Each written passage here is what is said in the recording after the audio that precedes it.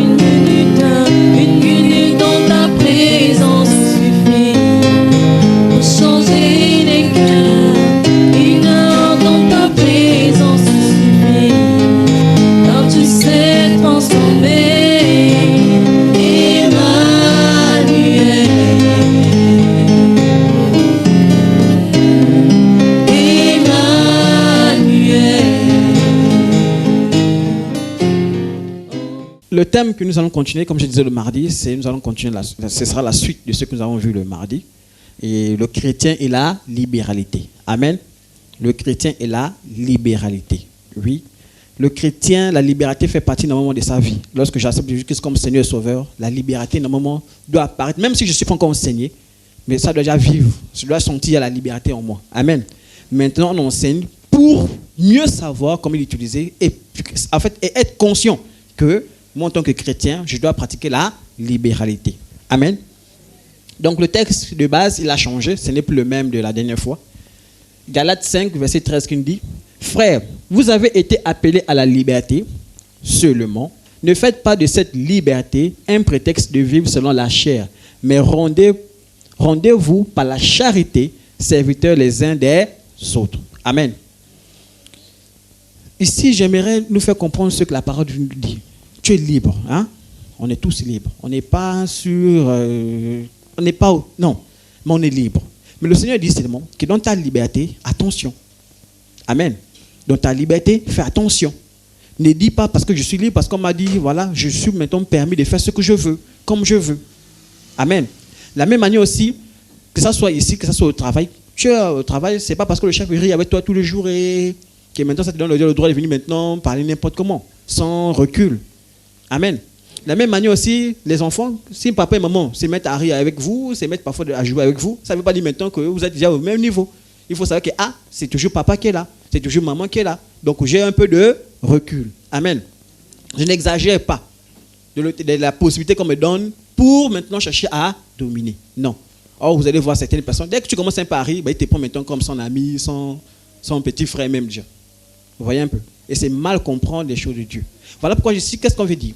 Dieu nous a donné la liberté, mais dans cette liberté-là, il faut maintenant que nous soyons sages. C'est-à-dire, Dieu m'a dit, tu es libre. Voilà pourquoi on ne va pas dire qui était présent, qui était absent. Il n'y a pas ça. Amen. C'est-à-dire que tu es libre de venir. Mais le problème, c'est que, attention à ce que tu fais. Il peut arriver, effectivement, que certains qui ont le travail partent au travail. N'est-ce pas? On ne va pas dire, tu n'étais pas à l'église. Non, on sait que le frère était à l'autre. Mais tu es assis à la maison. Tu ne fais rien, tu dis, je suis libre. En fait, on comprend que quelque part, tu n'as pas encore compris quelque chose.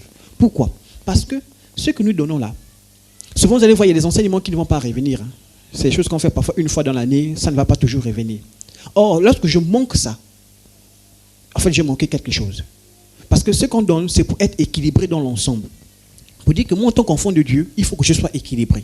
La dernière fois, on a parlé de la gestion financière. Pourquoi? Parce qu'on s'est dit, à l'église, il faut qu'on enseigne un peu. Parce qu'il ne faut pas que les enfants de Dieu gèrent mal leur argent. Donc, il faut qu'on enseigne pour qu'ils soient équilibrés. Mais on aurait pu dire seulement saint, foi. On a dit non. On équilibre les choses. Parce que le but, c'est quoi? Oui, tu peux prier. Oui, tu peux. Mais si tu ne fournis pas des efforts, tu ne sais pas gérer ton argent, à quoi sert la prière à cet instant? Rien. Mais il faut bien qu'on t'enseigne sur la gestion de ton argent, la liberté, ainsi de suite, ainsi de suite. Amen. Donc, la liberté ici, quand on a dit, on a enseigné par exemple sur la dîme. On a dit que la dîme, tu es libre, n'est-ce pas? On a dit ici, on ne donne pas la dîme, n'est-ce pas? On a dit ça, non? On a dit non, la dîme, si tu as la dîme, il faut savoir quel type de dîme. Et il y a beaucoup de types de dîmes, ainsi de suite. On a dit non. Pour ne pas être sur cette réflexion, vous êtes libre. Mais toutefois, est-ce que ça veut dire maintenant que je ne participe plus à l'église? Ah non, ce n'est pas ce qu'on a dit. Amen. Est-ce qu'on a dit que maintenant tu as donné au-delà de ce que tu ne peux pas? Non, tu es libre. Mais est-ce qu'on a dit aussi que tu ne donnes pas? Non. Mais il faut bien que tu essaies d'équilibrer les choses. Amen. Et c'est justement là où vient la libéralité. Je suis libre, mais je dois me montrer aussi cette manière de dire, parce que je suis libre, mais je vais quand même participer. Je vais quand même faire quelque chose. Amen. Et nous allons comprendre que la liberté ne se consiste pas seulement dans ce qu'on appelle l'argent. Parce qu'aujourd'hui, on associe liberté. Quand on dit, liberté, on va encore parler de l'argent. Non. Ce n'est pas forcément l'argent. Il y a beaucoup d'autres choses où on fait preuve de libéralité. Amen. Donc, juste pour rappel, pour ceux qui n'étaient pas là le mardi, je vais faire un rappel assez rapide. Donc, essayez de prendre un peu les idées pour qu'on puisse continuer correctement. Donc, on a dit, qu'est-ce qu'on entendait par la libéralité? Pratiquer la liberté, c'est partager de manière volontaire ses biens avec ceux qui sont dans le besoin. On a dit ses biens dans ceux qui sont dans le besoin. Celui qui possède ce don distribuera ce qu'il peut avec joie. Donc, on dit aussi c'est un don. La liberté aussi, ça fait partie, c'est un don. C'est-à-dire qu'il y a des gens qui ont ce don de liberté. Et eux, quand ils ont le don de libéralité, qu'est-ce qu'ils font? Vous ne pouvez pas les comprendre. C'est-à-dire leur manière de donner, tu vas me te poser que, lui là, va me donner. Vous voyez un peu. Mais c'est comme ça, c'est comme ça, là aussi un don. Un don, c'est que tu le fais avec joie. Tu n'as pas de contraintes, tu n'es pas stressé. Non. Tu le fais parce que tu as compris, boum, tu donnes. Boum, tu donnes. C'est-à-dire que c'est des personnes vraiment, dans leur esprit, vraiment, ils ont toujours envie de partager, donner. Voilà pourquoi on a dit, la liberté et la miséricorde ne sont pas loin des autres. Parfois, ils sont associés. Parce que la miséricorde, c'est quand j'ai pitié, je te pardonne, mais j'ai envie de t'aider quand même. C'est parce qu'on comprend un peu. J'ai envie de, malgré que bon, tu m'as fait, j'ai envie quand même de t'aider. Donc, c'est un peu ça. Amen. Donc, avec joie, on s'entend comme poussé par un appel intérieur. Donc, c'est vraiment que tu sens au fond de toi une envie de dire non, j'ai envie de participer. Quand tu ne donnes pas, tu dis, je me sens mal à l'aise. Vous voyez un peu? Donc, généralement, ceux qui ont ce don-là, généralement, ça les... Enfin, c'est comme les démons, quoi. Ça veut dire qu'ils se sentent mal à l'aise quand tu n'as pas participé, il n'a pas fait quelque chose, ils sont mal à l'aise. Amen. En gros, pratiquer la liberté, c'est donner librement ses biens pour soutenir autrui ou l'œuvre de Dieu. Donc, je dis autrui ou l'œuvre de Dieu.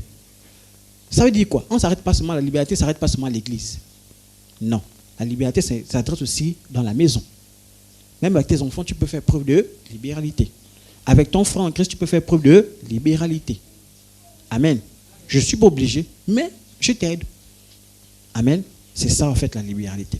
On a dit aussi qu'il faut faire attention, parce que la liberté aussi, c'est un piège. Je peux faire preuve de liberté, mais dans le mauvais sens. Vous voyez un peu? C'est-à-dire, je peux aider quelqu'un, mais quand j'aide cette personne, mais je pousse plutôt cette personne à aller dans un endroit qui n'est pas bien. Vous voyez un peu? Moi, souvent, j'ai vu les jeunes qui viennent souvent me demander, je vais vous donner le principe, ceux qui fument souvent. Ils viennent dire, tu peux me trouver 50, 100 francs. Mais je sais que les 50, 100 francs, c'est pour fumer. Moi, j'ai dit, mon frère, je n'ai pas. Ça dit, tout de suite, quand je te regarde, j'ai dit, non, je n'ai pas. Parce que je sais déjà que ça, là, c'est pour aller te détruire. Vous voyez un peu? Souvent, même moi, j'aime bien donner les gens. J'ai dit, tiens, prends un jour. Mais souvent, j'ai horreur de donner. Pourquoi? Parce qu'après, tu donnes, tu sais qu'il va aller prendre la bière. Donc, tu vois, tu as du mal à donner à cet instant. Mais tiens, moi, la dernière fois, j'ai vu les enfants, j'ai dit, ils me disent, quand j'ai dit, on veut manger gâteau. Je dis, vous voulez manger gâteau? Ok, je vous donne. Mais, j'ai dit, c'est pas pour l'acheter les bracelets, parce qu'on m'a dit que vous voulez manger. Parce que les bracelets, ça sert à quoi? À rien. Moi, souvent, j'ai toujours dit à mes enfants, même ceux que je tiens les coups de soutien, j'ai toujours dit, les histoires des Zigida là. J'espère que ne mettez pas ça aux enfants. Si vous avez mis à l'aise à la maison, vous coupez déjà. Enlevez. Amen. Allez-y, coupez ça. C'est rien. Je veux dire, tu prends la balance, tu mesures, tu vois le poids. J'ai grossi, j'ai maigri. Fin. Amen. Mais attachez le corps avec les choses. En fait, si vous connaissez la symbolique de ça, on vous dira que vraiment, ne pensez pas que c'est là parce que... Non. C'est un symbole, c'est une marque.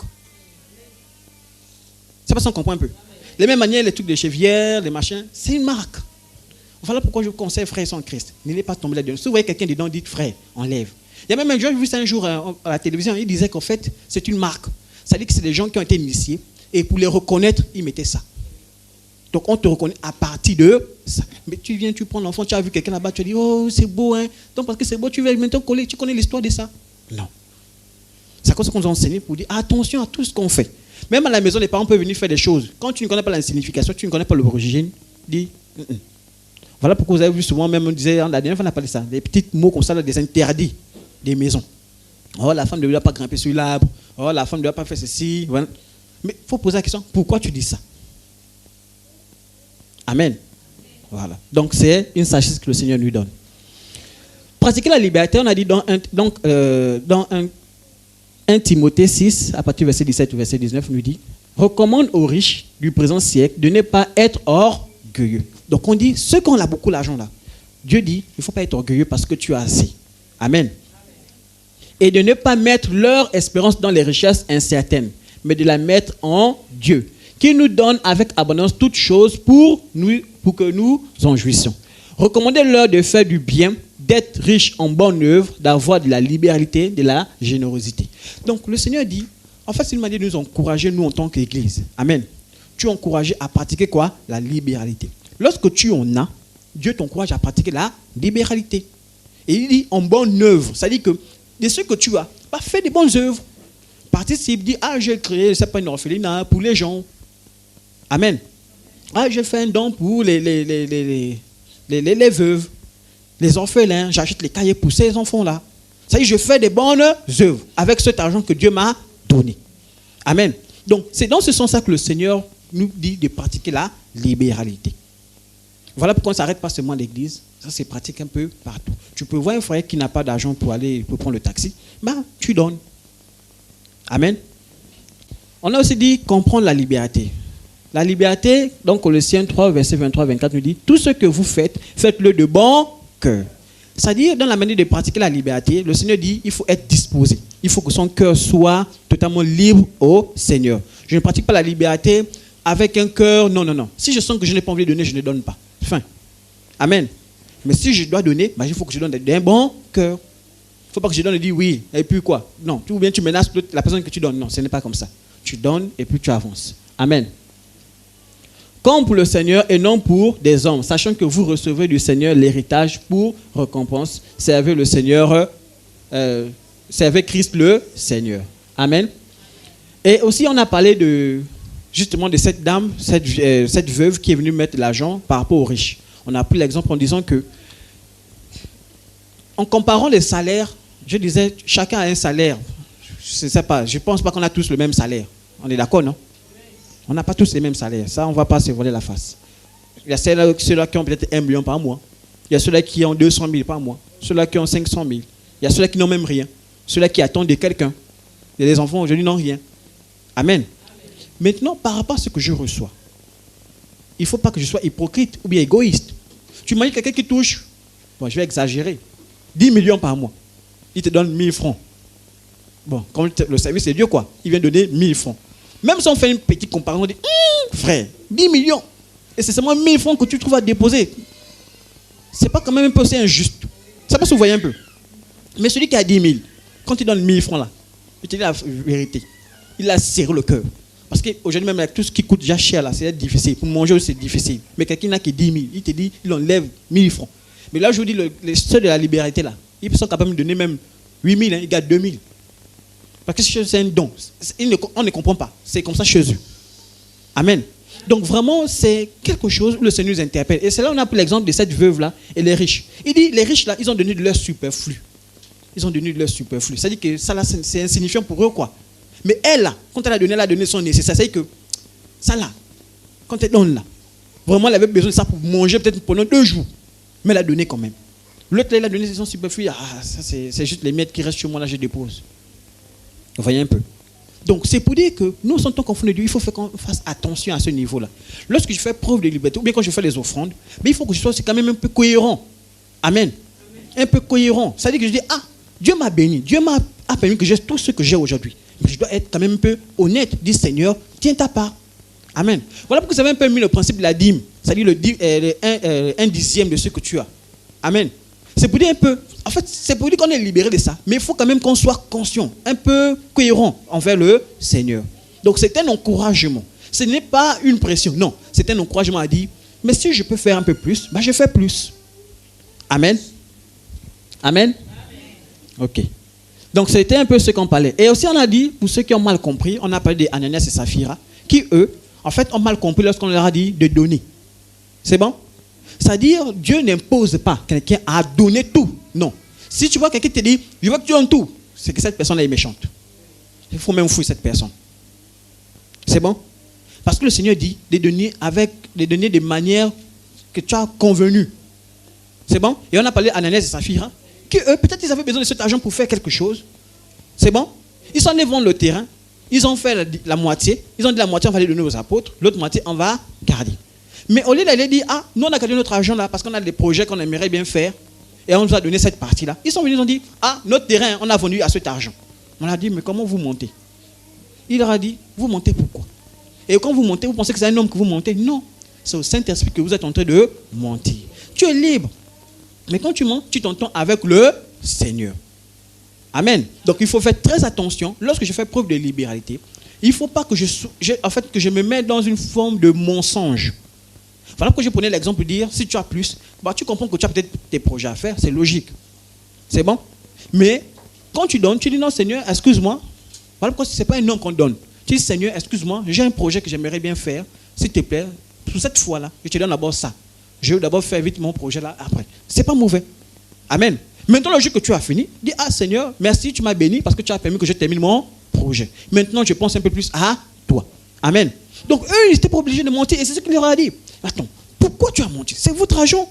Pourquoi montez-vous? Il dit, si n'eût pas été vendu, ne te serait-il pas? Ça veut dire que si tu n'as pas vendu le terrain, est-ce que ce n'était pas toujours ton terrain? C'est ton terrain à toi. Amen. Et après, qui a été vendu? Le prix n'était-il pas à ta disposition? L'argent était avec toi, non? Mais pourquoi tu mens? C'est ton argent. Même si tu disais que tu ne veux pas donner, c'est pour toi. Amen. Donc, il ne faut pas que nous comprenions mal la libéralité. Il ne faut pas que nous mettons dans les postures où on cherche les problèmes avec Dieu. Amen. En disant non, mais tu viens sous forme de mensonge. Non, il faut qu'on brise ça. Voilà pourquoi souvent j'interpelle sur certaines personnes pour dire, frère, ne partons pas voler et venons donner à Dieu. C'est comme si les gens, je vous assure, les païens n'attendent que ça. Oui. Quand tu as appris quelque chose qui n'appartient pas à Dieu, tu viens donner à Dieu. Mais les païens vont calmer, ils vont dire, oui, ils viennent voler pour aller donner à l'église. Vous imaginez, c'était un type de témoignage. C'est parce qu'on comprend un peu. Voilà pourquoi le Seigneur ne nous encourage pas à la paresse, il nous encourage plutôt à travailler. Travaille dur et viens donner au Seigneur. Dis Seigneur, je travaillais, je suis content, maintenant tiens ta part. Amen. Donc, pour revenir maintenant dans la suite de ce que je pouvais dire aujourd'hui, pratiquer la liberté dans l'église. Nous allons un peu en parler. Amen. Pratiquer la liberté dans l'église. Philippiens 4, verset 14, verset 18 nous dit, cependant, vous avez bien fait de prendre part à ma détresse. Donc, prendre part à ma détresse. Vous le savez vous-même. Philippiens, au commencement de la prédication de l'évangile, lorsque je partis à la Macédoine, aucune église n'entra en compte avec moi pour ce qu'elle donna et recevait. Voilà. Il s'est retrouvé dans une posture où c'était tellement compliqué. C'est-à-dire, il y avait l'église là, mais l'église n'a pas pris acte. C'est pas ça qu'on comprend un peu. C'est-à-dire, cette église n'a pas voulu aider un saint qui était dans une difficulté. Amen. Et quand je dis l'église, ce n'est pas le pasteur, ce n'est pas les responsables. L'église, c'est tous ensemble. Amen. Voilà pourquoi une église, voilà pourquoi la Bible dit, c'est que l'église liée sur la terre sera liée dans les cieux. C'est que l'église déliée sur la terre sera déliée dans les cieux. Ça veut dire que l'église a aussi, doit comprendre sa part de responsabilité dans tout ce qui est spirituel, dans tout ce qui est église. Amen. Tous nous avons une part de responsabilité. Voilà pourquoi ce n'est pas une affaire d'une seule personne. Et ce sera aussi méchant d'avoir, par exemple, des responsables qui, eux, gèrent tout eux-mêmes. C'est pour ça qu'on comprend un peu. En fait, si le pasteur vient dire, bon, les problèmes là, je gère moi-même. En fait, il est méchant. Pourquoi? Parce qu'en fait, les bénédictions qui sont rattachées à ça, c'est seulement lui qui les recevra. L'église ne sera pas bénite. C'est parce qu'on comprend un peu. Oh, ce qu'il doit faire, c'est venir dire à l'église, voici on a un souci, il faudrait qu'on débrousse l'herbe ici. Mais l'église ensemble va dire, ok, on va réfléchir, on va prendre une décision tous ensemble. Il va venir dire, ah, l'église, aujourd'hui nous sommes sérieux, il faut qu'on trouve un temple un peu plus grand. Qu'est-ce qu'on prend comme décision? L'église doit être capable de dire, ah, c'est vrai, on va se battre pour avoir un nouveau temple. Amen. Ce n'est pas l'histoire du pasteur lui-même. Si c'est le pasteur, le pasteur vous dire, bon, ok. Je peux prendre un exemple. Par exemple, un pasteur, Dieu a fait grâce, il travaille à Kumlog, il a assez d'argent. Il peut aller prendre un crédit, il dit, bon, j'achète le crédit, je prends un grand terrain, une grande parcelle, je commence à construire l'église, les gens viennent, boum. Vous allez sentir, généralement, quand tu es au début d'une assemblée, il y a cette appartenance-là qui défend lorsque tu rentres, lorsque tu commences. Ça passe encore un peu. C'est-à-dire, lorsque tu as commencé, en fait, il y a une fierté de savoir que Dieu t'a utilisé pour bâtir quelque chose. Amen. Et si la fierté-là, tu la gardes pour toi seul, tu es méchant. Il faut en sorte qu'aujourd'hui, par exemple, le frère Dimitri dise aussi, oui, j'ai débroussé pour le terrain de l'église. Je me sens fier à ce niveau. Oui, je suis venu tourner le ciment pour l'église. Oui, je préparais pour les frères lorsqu'ils partaient travailler. Oui. Amen. Je participais. Et les grâces qui descendent, tu les recevras également. Amen. Voilà pourquoi c'est méchant de ne pas vous informer. Voilà pourquoi je vous dis, frères sans Christ, si le pasteur vient et vous dit, frère, voici on a tel souci. On réfléchit tous ensemble. On peut dire, ah, est-ce que c'est urgent? Est-ce que c'est pas urgent? Ah, oui, on pense que c'est important. Il faut bien qu'on puisse les avoir. Bon, on va tous cotiser ensemble. S'il faut 100 francs, 100 francs, 100 francs, 100 francs, on cotise 100 francs, 100 francs, on achète. Amen. Mais il faut que ça soit quelque chose d'église. Donc, voici un missionnaire qui était dans le besoin. Et les églises ont dit, non, on ne l'aide pas. Nous, on a nos problèmes. Il était dans le besoin. Et qu'est-ce qu'il dit à la suite? Il dit, vous fûtes les seuls à le faire. Il dit, l'église là où Philippiens était, il dit, c'est votre église là, les seuls. Vous avez été les seuls à venir en aide à moi. Je vous assure, frères sans Christ, les missionnaires ne sont pas comme quelqu'un qui voyage en vacances, non. Vraiment, les missionnaires parfois n'ont pas. C'est que dans leur esprit, c'est l'œuvre de Dieu, l'œuvre de Dieu, l'œuvre de Dieu, l'œuvre de Dieu. Donc ils n'ont pas le temps de travailler. Ils n'ont pas le temps. Parce qu'ils doivent aller évangéliser à gauche, à droite. Mais une telle personne qui n'a pas le temps de travailler, il trouve les financements. C'est les frères en Christ qui pourront l'aider. Vous dites, frère, tu pars en mission. Nous, on a prévu ça. En tant qu'église, on a cotisé. Tiens, même s'il y a que les pièces, ce n'est pas grave. Mais c'est ce qu'on a pu trouver pour toi. Le frère prendra ça, il partira. Et le Seigneur reconnaîtra que, des frères ont pensé à un autre frère. Qui partait faire quoi? L'œuvre de Dieu. Amen. Quand vous m'envoyez déjà à Thessalonique, et à 2 reprises, il dit, c'est même pas une seule fois, 2 reprises, de quoi pouvoir à mes besoins. Mais qui a envoyé? Ce n'est pas une personne, hein? C'est qui? C'est l'église.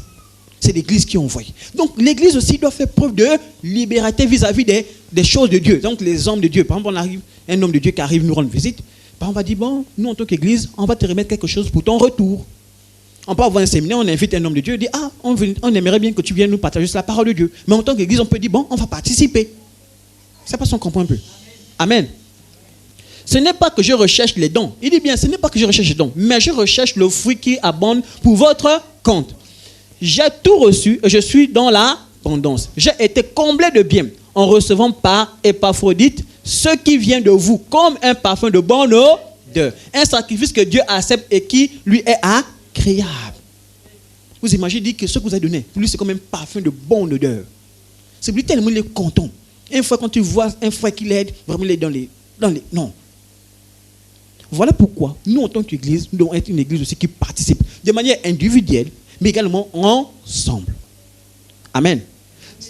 Je vous donnais ce texte-là au début où le Seigneur disait, on trouve plus de plaisir à donner que à recevoir. Il faut que ça soit notre partage. C'est-à-dire qu'en tant qu'enfant de Dieu, on doit avoir plus envie de donner que de recevoir. On a plus envie d'aider que d'aider, être aidé. C'est-à-dire que ça doit être comme ça, l'enfant de Dieu. C'est à cause de ça que vous voyez, beaucoup les enfants de Dieu qui ont réellement compris sont pris parfois pour les idiots, les maboules. Parce qu'on dit que lui, il aime bien, il aime toujours donner, il est toujours là. Quand tu parles de monnaie, aide-moi, il est toujours dispo. Mais ils ne savent pas qu'en fait, la personne fait preuve de liberté. Mais la personne ne le fait pas pour cette personne, mais à cause de Christ. Amen. Amen. Oui, quelqu'un dans le besoin, tu peux aller aider cette personne. N'attends pas forcément, tu peux aller, tu fais preuve de liberté. Je ne vais pas aider cette personne. Parce que ça fait plaisir. Moi, je vous assure, je ne sais pas combien de fois vous avez aidé des personnes, mais moi, j'ai plusieurs fois aidé. Et parfois, chaque fois que je termine, quand on te dit merci, c'est aussi ça, il faut important de dire merci. Frère et soeur en Christ. Quand quelqu'un t'est venu en aide, dis quand même merci. C'est important. Parce que beaucoup n'aiment pas dire merci. C'est important de dire merci. Parfois, on me dit aucune parole de bénédiction. Que Dieu te bénisse. Amen. Mais ça fait plaisir. Quand tu aides quelqu'un, la personne est contente. Tu vois, ça fait plaisir. Ah, j'ai aidé quelqu'un. Amen. Mais quand tu es... Après, tu apprends que la personne est échouée, après, tu es dans ton coin. Ah, si je savais, je devais aider. Non, trop tard. Il fallait aider au moment où l'opportunité se présentait. Amen. C'est de la même manière. Un frère s'est marié. Tu vas peut-être dépenser. C'est pas toi qui t'es marié. Hein. C'est le frère qui s'est marié. Celui qui sera dans la joie. Oh, toi, tu seras dans tes laissements venir, peut-être en train de soulever les bois. Boum, boum, boum. Lui, il est là-bas. Oh. Mais toi, dans ton coin, tu es plus content même que le gars qui s'est marié. Oui. Tu dis, waouh. Vous voyez un peu. Mais pourquoi? Tu as fait preuve de libéralité. Amen. 2 Corinthiens 8, verset 1 à 9 nous dit: nous vous faisons connaître, frères, la grâce de Dieu qui s'est manifestée dans les églises de la Macédoine. Au milieu de beaucoup de tribulations, c'est bon, me suit? Au milieu de beaucoup de tribulations, qui les ont éprouvées, leur joie débordante et leur pauvreté profonde. C'est parce qu'on écoute un peu les mots là. Une pauvreté profonde. C'est que vraiment, c'est les pays où, s'il faut dire, comme on dit le gros mot, la galère vraiment est là. C'est dur. Donc, une pauvreté profonde. C'est que même nous, on est éclairés, on est bien, quoi. On a les chaises, on est bien, quoi. On arrive à s'habiller bien, saper, on est bien, quoi. Mais ils sont dans une pauvreté profonde. Qu'est-ce qu'ils ont fait? Profonde. On produit avec quoi? Abondance des riches, quoi? Libéralité de leur... Riche libéralité de leur part. Ils ont, je l'atteste, donné volontairement selon leur... Ils ont donné. Mais ils n'ont pas donné n'importe comment. Ils ont donné selon ce qu'ils ont. Ils ne sont pas les volés. Ils ont dit, ce qu'on en a, nous on va se battre, on va donner. On va participer. Mais ils étaient comment? Pauvres. Leur situation n'était pas comme la nôtre. Aujourd'hui, on mange. Même si au Gabon, on dit que non, c'est dur. Moi, on mange. On est conscient, non? Ou bien qu'elle me dit le contraire. Ah oui, hein? Au Gabon, si tu ne manges pas, moi j'ai toujours dit, hein, je ne sais pas, mais c'est comme ça que j'ai toujours vu. Si tu ne manges pas, c'est que tu n'es pas reçu. Ah oui. Si tu n'arrives pas à manger, c'est que tu n'es vraiment pas reçu. C'est que tu ne veux vraiment rien faire de ta vie. Parce qu'aujourd'hui, au Gabon, il y a quand même des opportunités que dans d'autres pays, il n'y a pas. Moi, je suis allé quand même au Cameroun, j'ai vu la terre comme ça, là, c'est cultivé. Tu ne peux pas avoir une terre comme ça, elle est libre. C'est impossible. Au bord de la route, c'est cultivé. Ce qui fait que même quand tu as pour l'avion, quand tu regardes en haut, il n'y a pas un endroit où il y a la forêt. Il n'y a rien. Le Gabon, prenez l'avion. Vraiment, je vous dis, prenez l'avion. Vous allez voir ici, là, jusqu'à Libreville, c'est la forêt. C'est la forêt. C'est pour dire que tu peux manger en faisant la culture. Tu pars quelque part, tu commences à débourser, tu fais ta plantation. Tu mangeras. Tu fais ton commerce, tu mangeras. Mais nous, au Gabon, on aime tout attendre. C'est à cause que je dis, frère, sans Christ. Le Seigneur n'est pas... Quand il dit, c'est pas le Dieu des paroles, c'est pas faux. Parce qu'il dit, si tu es fidèle dans les petites choses, bah tu le seras également dans quoi? Des grandes choses. Si tu n'arrives pas à fournir les efforts, quand tu as un petit emploi, tu n'arrives pas à travailler correctement, tu n'arrives même pas à chercher, à te battre. Mais ce n'est pas quand tu auras le grand salaire ou bien un grand emploi que tu feras quelque chose. Non, là où tu seras, ça va tomber. Ça va tomber. Parce que tu n'es pas reçu d'avance. Moi, je peux comprendre quelqu'un peut-être qui est infime, qui n'arrive pas à se mouvoir, ok. Mais quelqu'un qui a tout, les bras, les pieds, tout. Tu as la conscience, la morale, je ne peux pas dire quoi. En fait, tu n'es pas comme le fou, quoi. C'est-à-dire tout est conscient. Mais tu n'arrives pas à faire quelque chose. C'est qu'il y a un problème. Voilà pourquoi on a dit, mais il y a des petites choses, il faut entreprendre, un peu à gauche, à droite, entreprenez. Mais ne dis pas, tu restes comme ça. J'attends. Les gens vont toujours me donner. Mais on va te donner juste à quand. Il faut qu'un bon moment, c'est à toi aussi qui donne. Amen. Donc c'est juste une manière de nous encourager, frères en Christ. À dire que ne nous appuyons pas sur notre situation pour dire, ça y est, c'est fini. C'est fataliste, je ne pourrai plus avancer. Moi, j'ai commencé à travailler, j'avais l'âge de 10 ans. Je partais soulever les briques. Je soulevais, boum, je déposais. Boum, j'arrivais à la fin, me donne mes 3000. Je n'ai pas dit à maman, tiens, attrape, cache. Aujourd'hui, combien de jeunes qui sont paresseux aujourd'hui? Tu dis, allons faire ceci. Ah. Hein, les jeunes? Tu dis, allez, on part debout un peu, le champ. Ah. Moi, j'ai grandi au village. Peut-être à un certain âge, j'ai commencé à couper les ponts entre moi et le village. Mais j'ai commencé à grandir au village. Oui. J'ai parti tout le temps. Au point où moi, on me disait, toi, tu es un vrai villageois déjà. Bon, bref, c'est une parenthèse. Amen. C'est pour dire, frères et sœurs en Christ, si aujourd'hui on souffre, c'est parce qu'on a accepté d'être dans cette situation. Tu peux changer. Et c'est là aussi, je viens vous faire aussi le lien pour dire, tu n'es pas obligé de faire les mauvaises pratiques pour réussir. Non. Il y a toutes ces opportunités-là. Tu peux les faire. Je vous ai dit qu'au Cameroun, c'est un pays qui vit de l'agriculture. Ils ne vivent que de ça. La majorité, ils n'ont pas le pétrole comme nous ici. Ils n'ont pas le manganèse comme nous ici. Donc, eux, c'est vraiment... S'ils ont une grâce. Mais c'est l'agriculture, quand tu arrives à gauche, à droite. Voilà pourquoi vous voyez, tout le temps, ça arrive au Gabon, non? Pourquoi? Parce que c'est ce qu'ils font tout le temps. Mais chez nous, Gabonais, on a dit non, je ne peux pas faire la terre. Et c'est ça la mentalité du Gabonais. Hein. Ah oui. Hein. Avoir le bureau, assis. En train de jouer, comme disent les autres apôtres, jouer le Zuma. Amen. Il ne faut pas que nous soyons ainsi, frères en Christ. Le Seigneur est prêt à nous bénir, mais il faut que nous-mêmes aussi, nous fournissons d'abord l'effort. Amen. Il ne dit pas, ne te repose pas en disant que non, non, non. Pas toi. Cherche. Et au moment venu, Dieu va t'ouvrir les portes. Amen. Donc, et non seulement ils ont contribué comme nous l'espérons, mais ils se sont d'abord donnés eux-mêmes au Seigneur. C'est très important, frères et sœurs en Christ. Voilà pourquoi j'ai mis ça en rouge pour dire, c'est l'une d'abord des premières étapes. Tu peux participer, mais tu n'as pas ta vie en Jésus-Christ, ça ne sert à rien. Tout ce que tu fais là, ça ne dit rien. Voilà pourquoi on est même prêt à te dire, ton argent là, garde. Nous, c'est d'abord toi. Donne ta vie d'abord à Jésus. Nous, c'est d'abord, est-ce que tu as donné ta vie à Jésus? Ton argent n'a pas besoin. Ton argent, tu donnes, après tu peux en faire, ça servir à quoi? À rien. Tu participes, tu es toujours dans des activités, mais tu peux en faire, ça servir à quoi? À rien.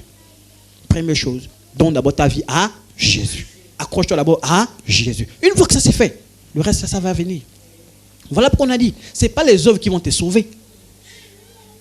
Ce n'est pas les œuvres qui vont te sauver. Tu peux faire des bonnes œuvres, mais tu n'as pas ta vie à Jésus-Christ. C'est l'enfer qui t'attend. Voilà pourquoi. Donne d'abord ta vie à Jésus-Christ, et après les bonnes œuvres vont suivre. Amen. Pour la suite, on dit, nous avons engagé Tite à achever chez vous cette œuvre de bienfaisance, comme il avait commencé. De même que vous excellez en toutes choses, en foi, en parole, en connaissance, en zèle à tous égards, et dans votre amour pour nous, faites en sorte d'exceller aussi dans cette œuvre de bienfaisance. Amen. Je ne dis pas cela pour donner un ordre, mais pour vous éprouver par le zèle des autres, la sincérité de votre charité. Donc il dit non, ce n'est pas comme ça on vous donne un ordre. Qu'est-ce comme ça? Non. Mais c'est pour vous encourager à pratiquer justement quoi? La libéralité. Amen. Amen. Car vous connaissez la grâce de notre Seigneur Jésus-Christ qui vous s'est fait pauvre. C'est ça, non? Qui pour vous s'est fait pauvre, des riches qu'il était, afin que par sa pauvreté vous fussiez enrichis. Amen. Donc, c'est prévu que tu sois riche. Mais tu seras riche où? Dans le ciel. Ah oui, hein? Amen. Acte 4, à partir du verset 34, nous dit, car il n'y avait parmi eux aucun indigent. Tous ceux qui possédaient des champs ou des maisons les vendaient, apportaient le prix de ce qu'ils avaient vendu et le déposaient aux pieds des apôtres. Et l'on faisait des distributions à chacun selon qu'il en avait. Vous imaginez ce niveau-là? Ils sont allés vendre tout pour eux. Ils sont venus dire aux apôtres, tenez, on a vendu. Maintenant, eux, ils prenaient, ils partageaient maintenant dans l'église. Imaginez un peu ce niveau de libéralité. Bon, c'est pas pour dire allez vendre vos maisons. Hein. Amen. Sinon après, là tu cherches à dormir, on dit frère, comment? Amen. C'est une manière, juste une manière pour nous donner une certaine sagesse. Un niveau de degré de libéralité qu'eux ils avaient. Amen. En fait, c'est parce que chez eux, à leur époque, c'était facile d'avoir un terrain. Hein. Aujourd'hui, on te dit la terre appartient à qui? À l'État. Donc pour avoir une terre, on va dire paye. Là où je vous ai dit, c'était libre là. Tu arrives, tu payes encore, tu payes ça. Mais eux, il n'y avait pas ça. Hein. Eux, tu arrives à un endroit, tu t'installes. Donc, ce qui fait que tu pouvais vendre là où tu étais, tu avais bien défriché, tu avais bien nettoyé, tu pouvais vendre facilement. Amen. Donc, ils avaient un tel niveau de liberté. Et ça, c'est une église. Tous ensemble. C'est-à-dire qu'il le met où? Il prend chez lui, il vient mettre au service de quoi? De tout le monde. Tout le monde. Il sait qu'à l'église, là, c'est difficile de manger. Mais il prend quoi? Il l'emmène, il dit, bon les frères, J'ai défriché mon champ, j'ai amené des tubercules, c'est là. Partageant, ceux qui ont besoin, prenez. Et puis on prend, on mange.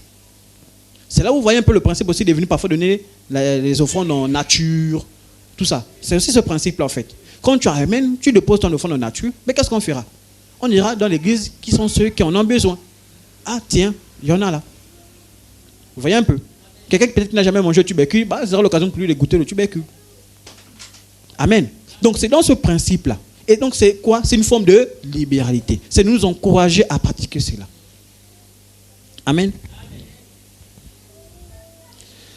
Donc pratiquer la liberté dans l'église, on peut faire quoi? Aider les jeunes pauvres, par exemple. Les jeunes qui ont besoin d'argent. C'est bon? Tu peux aider les jeunes. Tu vois un jeune qui a souvent du problème à s'habiller, bah, tu peux me dire, frère, viens, je t'achète un peu de vêtements. Tu pars, tu achètes. Vous voyez un peu?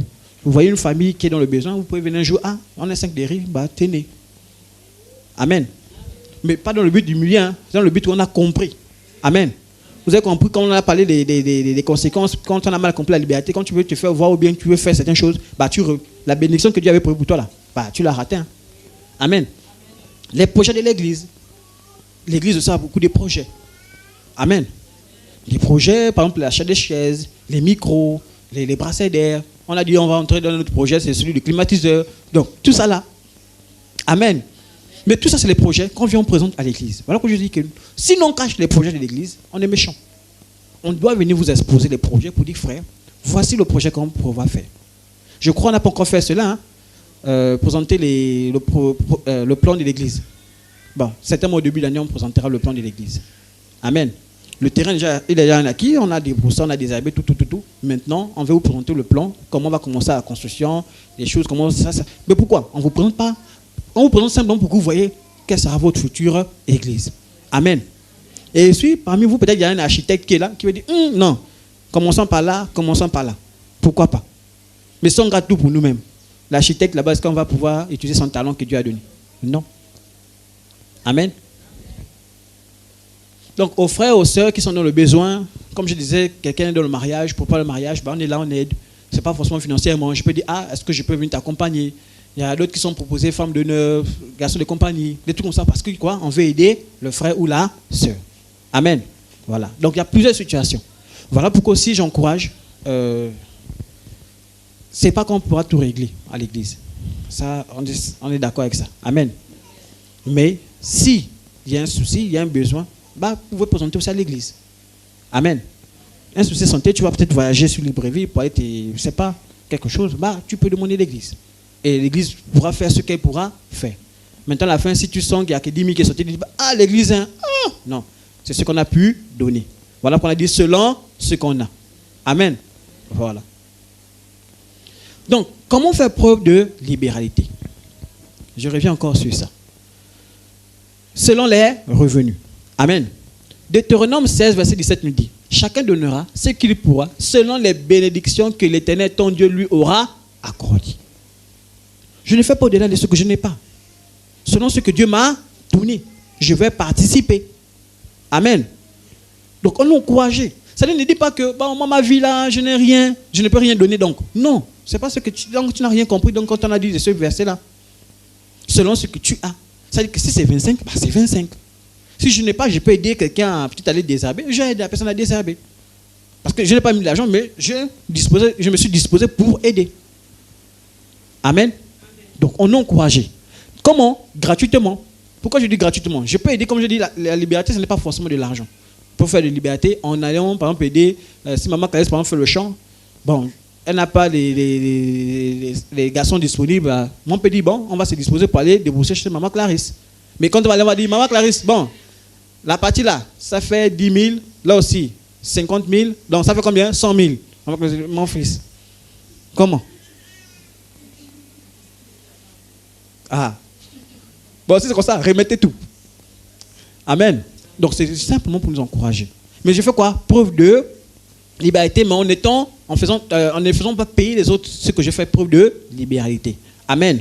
Voilà pourquoi on dit Matthieu 18, verset 8 qui dit, 10, verset 8 qui dit, guérissez les malades, ressuscitez les morts, purifiez les lépreux, chassez les démons, vous avez reçu gratuitement, donnez quoi? Gratuitement. Dieu m'a donné le corps, je n'ai pas payé pour avoir ce corps. N'est-ce pas? Dieu m'a donné la force, je n'ai pas payé pour avoir cette force. Dieu m'a donné le souffle, je n'ai pas payé pour avoir ce souffle. J'ai eu le travail, est-ce que j'ai payé pour avoir le travail? Ah non. Dieu a ouvert les portes et... Amen. Donc je dois être capable aussi de participer envers les autres, de manière gratuite. Amen. Or, il y a d'autres qui font, on veut le business. Je te donne, tu me donnes. Non, ça c'est méchant. Amen. Voilà pourquoi je prie vraiment pour les sœurs en Christ. Souvent pour trouver le travail, c'est vraiment pénible pour les sœurs. Ah oui. Le monde est tellement méchant avec les sœurs en Christ. Très méchant. Mais maintenant aussi, c'est même avec les hommes, ils aussi sont méchants. Amen. Avec quoi? Simplicité. Romains 12, verset 7, à partir du verset 7 nous dit que celui qui est appelé au ministère s'attache à son ministère. Que celui qui enseigne s'attache à son enseignement. Et celui qui exhorte à l'exhortation. Et c'est là où je viens. Que celui qui donne le fasse avec quoi? Libéralité. Que celui qui préside le fasse avec zèle. Que celui qui pratique la miséricorde le fasse avec joie. Donc le Seigneur t'encourage à le faire de manière simple, sans complexe. Amen. J'aide, je ne demande rien en retour. Je viens juste aider. Amen. Voilà. Ici, on nous dit aussi, comment faire aussi, pratiquer aussi la liberté. Elle doit aussi se faire de manière comment? Régulière. Ça passe, on comprend un peu. On va lire le texte. 1 Corinthiens 16, verset 2 nous dit que chacun de vous, le premier jour de la semaine, mette à part chez lui ce qu'il pourra, selon sa prospérité, afin qu'on n'attende pas mon arrivée pour recueillir les dons. Donc, chacun peut faire preuve de liberté. Mais ça doit être aussi quelque chose qui est quand même un peu répétitif. Amen. Ça dit que donner à Dieu ne doit pas être seulement une occasion où on va seulement dire, on attend, on te demande. Ça va, ça on comprend un peu. Mais je peux faire preuve. Je dis, ah, cette semaine-là, Dieu m'a fait grâce, je donne. Je peux aider quelqu'un qui passe. Amen. Donc, pratiquer la liberté, ça doit se faire de manière régulière, constamment. Je ne dois pas attendre toujours un moment pour faire preuve de libéralité. Ou bien dire, j'attends quand je suis dans la joie, là je fais preuve de libéralité. Ah oui. Parce que souvent, on choisit les moments. Lorsque je suis dans la joie, là, quelqu'un dit, le salaire est tombé, tu es dans la joie.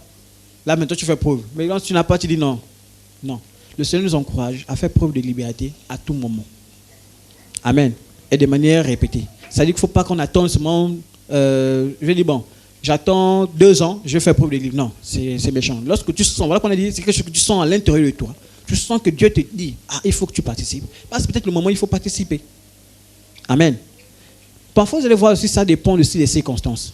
Vous allez voir, il y a des gens chez qui, c'est à l'instant là que Dieu a dit, tu dois faire preuve de liberté. C'est que tu sens que ça ressonne au fond de toi. Mais parfois, tu peux faire même toute une année, 2 ans, mais tu ne sens pas ça. Mais tu le donnes parce que tu sens parfois par principe. Tu dis, ah, Dieu m'a béni, je veux quand même donner. Mais il y a les jours où Dieu te dit, là, tu dois donner. Ça passe, on comprend un peu. Là, tu dois voyager, tu dois quitter là, tu pars quelque part, j'ai besoin de toi quelque part là-bas, rapidement. Amen.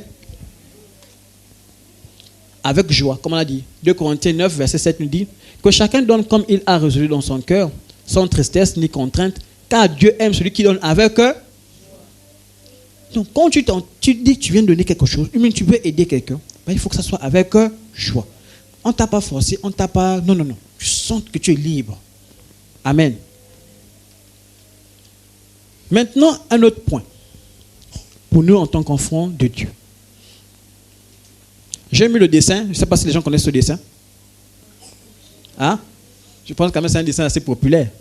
Voilà. Et ce monsieur, les gens quand même connaissent. Ce dessin, c'est le monsieur le plus avare. Il collecte l'argent. Vraiment, il trouve une pièce, il part cacher. Je ne sais même pas s'il dépense un peu l'argent. Il ne dépense quasiment pas. Il prend, il cache. Il prend, il cache. Ça veut dire que lui ne fait qu'à magasiner. Mais souvent, il vous assure, il y a des gens qui sont comme ça. Ils ne font qu'à magasiner. Mais il dit qu'il va mourir. Et quand tu vas mourir là, on va récupérer ça derrière. Soit même les banques où tu as mis vont récupérer. Vous savez ça, non?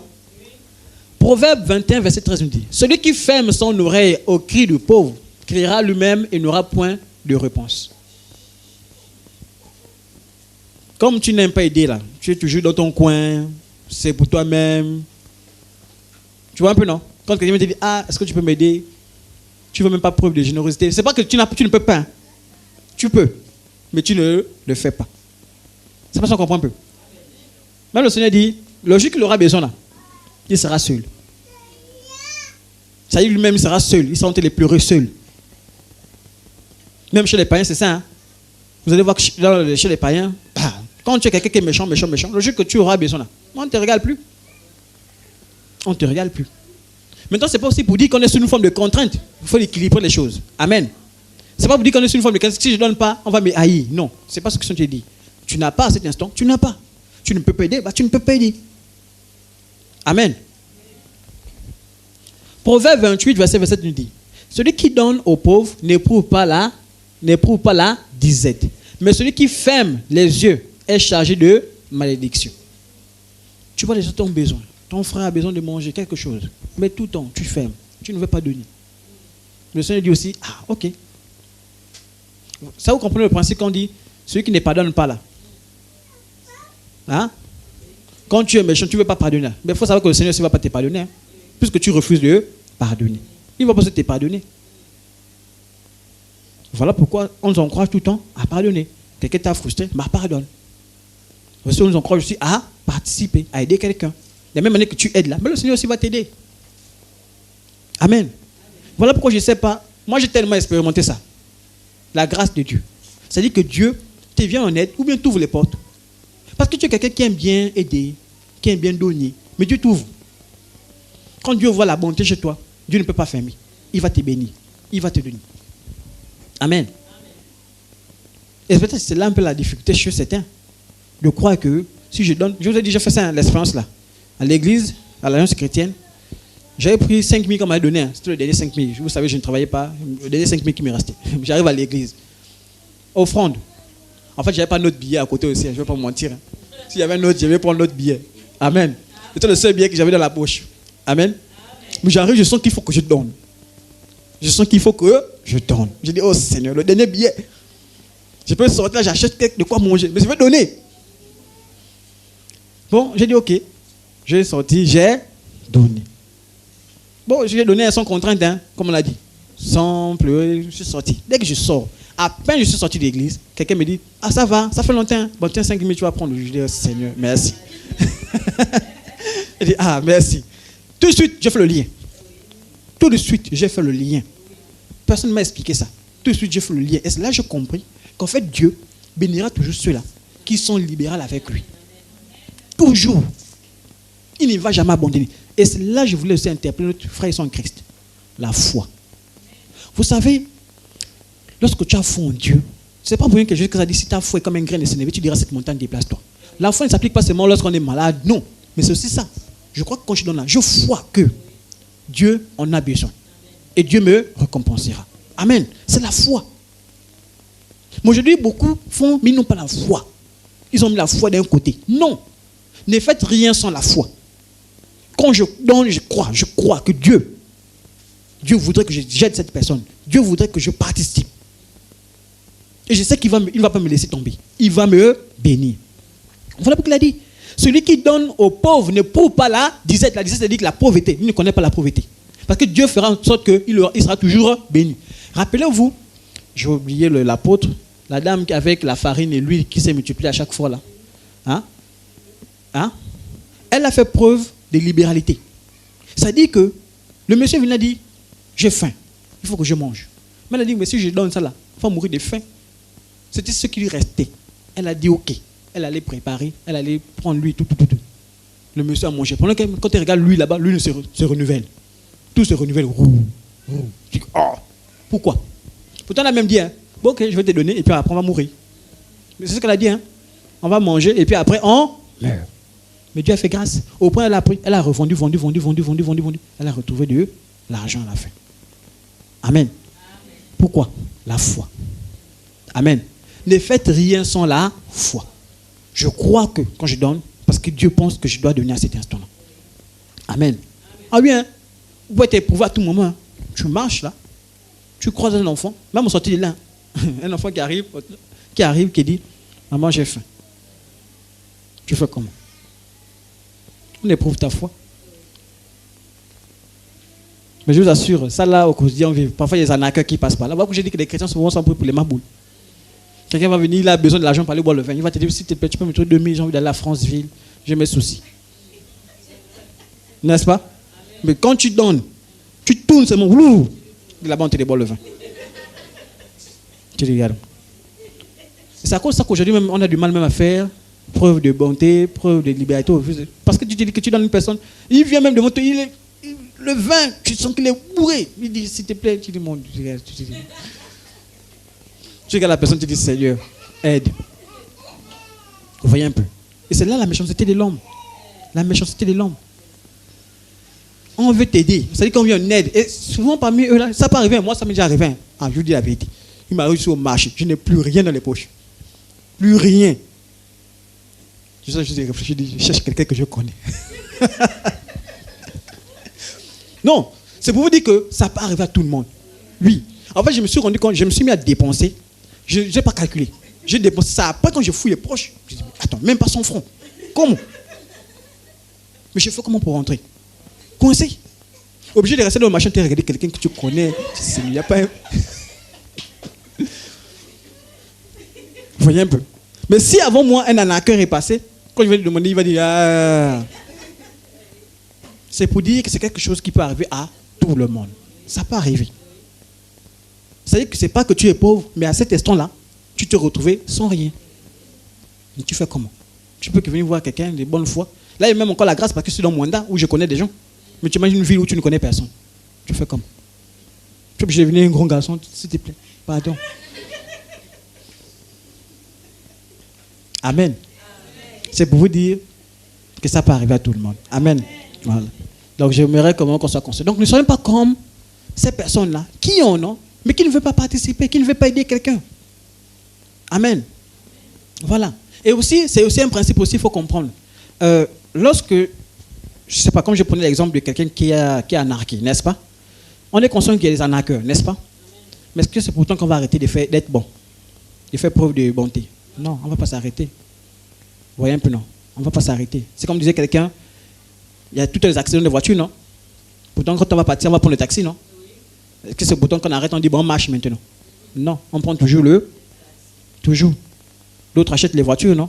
Pour deux ans vu, les autres ont fait des accidents graves, non? C'est pour lui aussi, parfois aussi. Lorsque, même si on a vu des gens qui nous ont fait du mal, bah, je fais toujours. Amen. Maintenant, seulement prie Dieu, pardon, donne la sagesse, le discernement, pour que ça ne soit pas une occasion de chute pour quelqu'un. Amen. Faire attention. Jean 8, être sous la contrainte ailleurs. Voilà, c'est ce que je voulais dire. En fait, la contrainte ici, je voulais parler de quoi? Aujourd'hui à l'église, on vous dit vous êtes libre, n'est-ce pas? Le point là, le pasteur a dévancé un peu le mardi. On dit vous êtes libre. Amen. On te dit tu es libre financièrement, de donner ton argent ici, de donner sans contrainte, n'est-ce pas? Mais il faut également aussi que toi, chez toi, bah, tu sois aussi libre. Ça va, on comprend un peu. C'est-à-dire, si tu fais preuve de liberté ici, c'est-à-dire que tu donnes quand tu en as, mais il ne faut pas que quand tu es à la maison, si au quartier, par exemple, ou bien dans la famille, on dit, bah, il faut participer, tu vas aller t'endetter.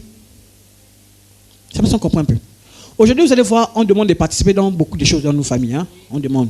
Il y a ceci, on te dit, viens participer. Il y a un mariage, viens participer. Parfois, on te redonne même, on te fixe même la somme, on te dit, tiens, tu dois donner 100 000 parce qu'on sait que tu travailles. Je travaille, oui. Mais est-ce que vous savez ma situation actuelle? Vous ne savez pas. Vous voyez un peu. Mais ça ne veut pas dire que je ne participe pas. Non, je fais preuve de liberté. C'est-à-dire que je participe à la hauteur de ce que j'ai. Si tu me demandes ça, je dis, ah mon frère, je ne refuse pas. Hein. Mais pour le moment, je n'ai que 10 000. Bah, c'est les 10 000 que j'ai trouvés. Vous voyez un peu. Et vous allez voir souvent quand on prend cet argent, et c'est là où parfois ça fait mal au cœur, c'est qu'est-ce qu'on fait de cet argent. Vous imaginez, par exemple, on dit, moi je n'ai pas un problème, hein. Par exemple dans les décès, parce que souvent c'est dans des moments qu'on voit souvent des choses bizarres, dans les décès, on va cotiser des sommes vraiment énormes, plus de 10 millions, pour organiser quelqu'un qui est déjà décédé. Pendant ce temps-là, il y a un frère qui cherche comment avoir de l'argent, comment commencer une affaire. On a 10 millions qu'on va gaspiller pour faire les funérailles, la tombe, tout. Une tombe en or, je ne sais pas comment il faut dire. Pourquoi? Même nous, ça va suivre. Mais ça, en fait, ça tombe un peu dans ce qu'on appelle l'idolâtrie. Parce que c'est un peu ce principe-là. C'est qu'on fait quelque chose de beau, ordonné. Non. C'est pas que j'ai un problème, c'est pas qu'on comprend un peu. Mais il faut comprendre ce principe-là. On ne participe pas à la hauteur de ce qu'on n'a pas. Si on n'a pas, on fait un truc carré et tout, on enterre et c'est fini. Le plus important, c'est quoi? Pourquoi on a mis le principe d'enterrer? Même si vous cherchez l'origine de pourquoi on enterre les morts, je vous explique. C'est parce qu'en fait, quand les gens mouraient, ils étaient installés comme ça. Et vous savez, quand quelque chose pourrit, ça fait quoi? Les odeurs, ça sent. Ce qui fait, c'est quoi? Maintenant, on est obligé de creuser, on enterre la personne à l'intérieur. D'autres brûlaient pour éviter d'arriver à ce niveau-là. Donc, le principe d'enterrer est venu d'où? Parce qu'on ne voulait pas juste que les gens, comment on appelle ça, décomposaient en plein milieu, c'est-à-dire devant les gens. C'est pour ça qu'on comprend un peu. D'où on est venu avec ce principe. Mais l'homme, toujours en train de complexiter les choses, va toujours modifier. Lui, il est venu, il a dit, bon, moi j'ai assez d'argent. Comme c'était mon père que j'aimais beaucoup, ma mère que j'aimais beaucoup, voici comment on l'a fait. Pour l'honorer, voilà. On fait même parfois une statue devant la personne. Tout ça pourquoi? C'est le même principe aussi du mariage. Hein. Le mariage à l'époque c'était symbolique. Hein. Aujourd'hui, ça ne ressemble plus à rien. Donc vous voyez que l'homme vient modifier les principes qui étaient simples. On est venu maintenant mettre comment? Compliqué. Moi je lui regardez. Beaucoup sont rentrés même parfois on insère maintenant même les pratiques occultes à l'intérieur. Tout. Alors qu'il n'y avait pas ça à la base. On mettait des rituels par les mensonges des démons. Soyons libérés de ça, frères et sœurs en Christ. Si on participe à la hauteur de ce qu'on a. Que ce soit à l'église, que ce soit à la maison, il faut participer ainsi. Amen. Il ne faut pas vous sentir sur une forme d'un jour où vous êtes condamné. Non. Mais toutefois, on ne s'encourage à faire preuve de bonté. Ah oui, c'est mon frère qui s'est marié, c'est ma soeur qui est dans un souci, il faut bien que je participe. Vous voyez même, parfois, regardez même l'erreur. Parfois, c'est quelque chose qu'on voit. Hein. Ça dit, quand la personne est même malade, on ne participe pas. On ne fait rien.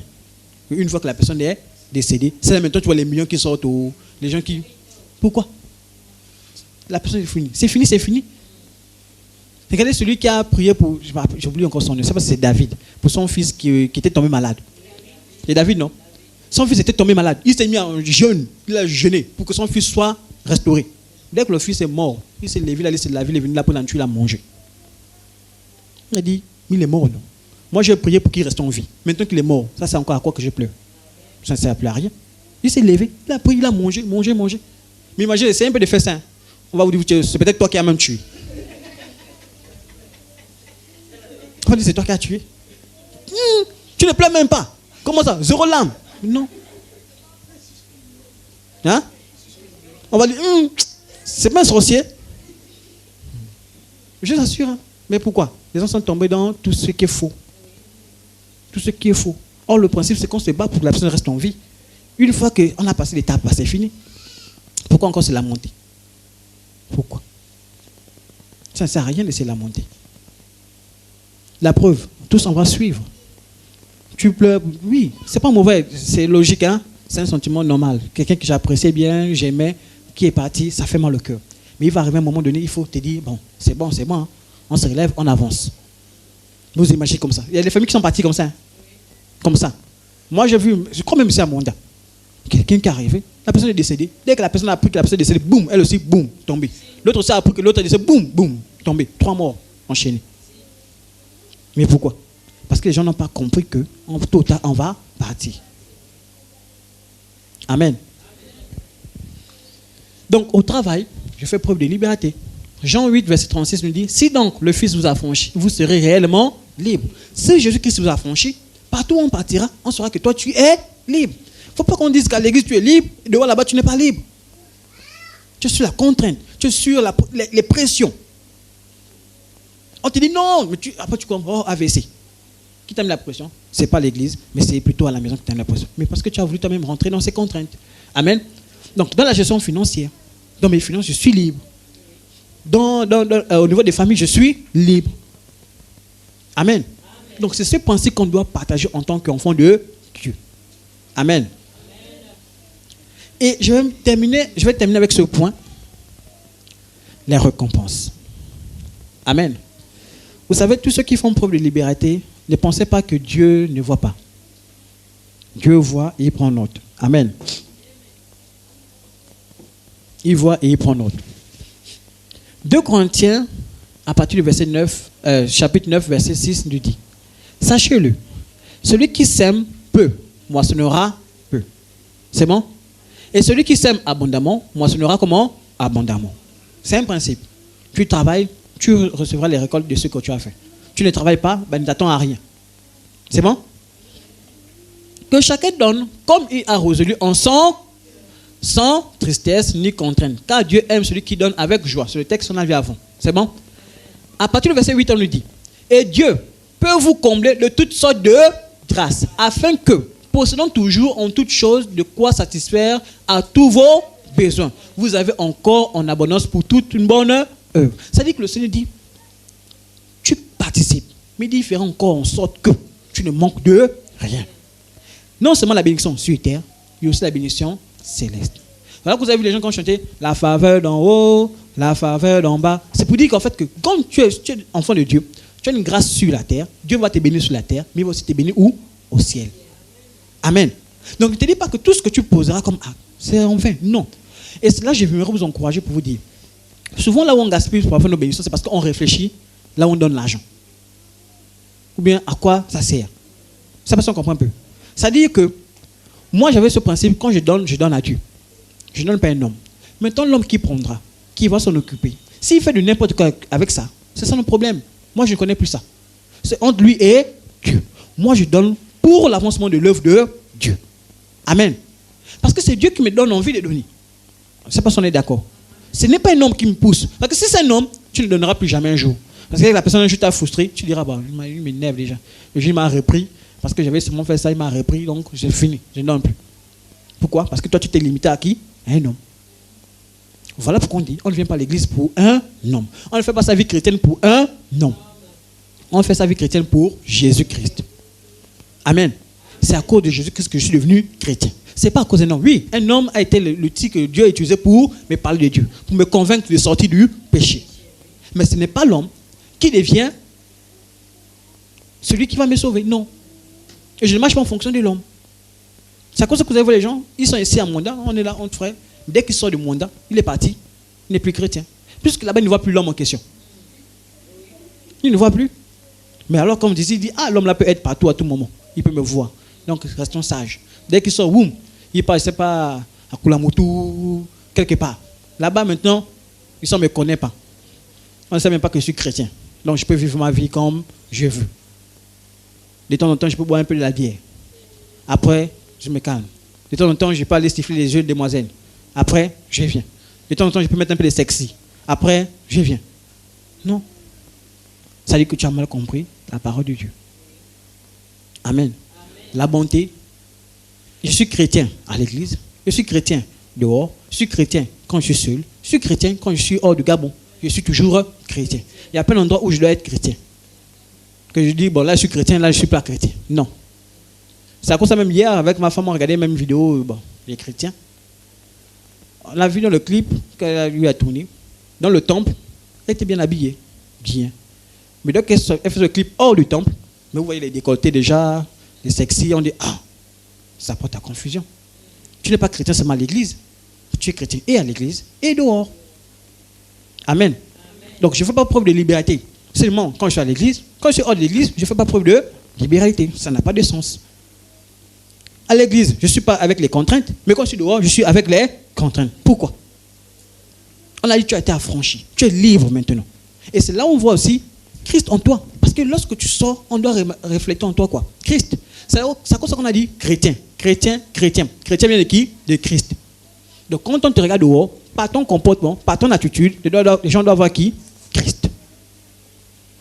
Dans ta manière de faire l'épreuve de liberté, les gens doivent voir Christ.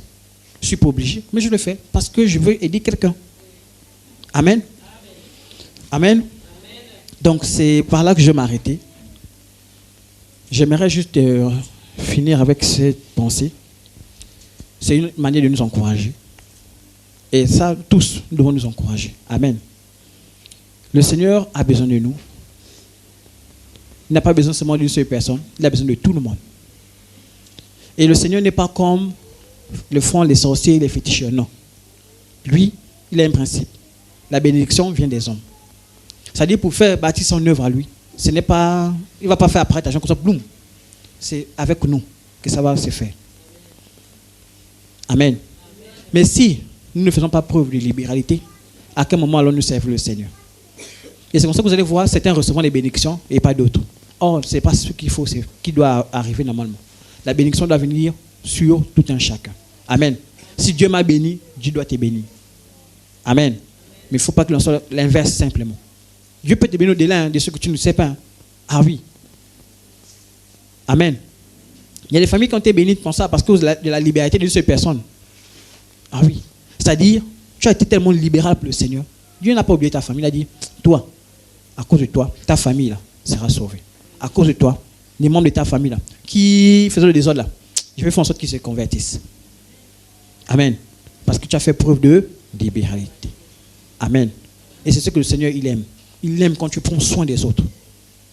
Alors on va baisser la tête. Les gens ensemble, on va demander pardon à Dieu. Et on va dire, Seigneur, nous voulons maintenant être de ceux-là qui pratiquons la libéralité.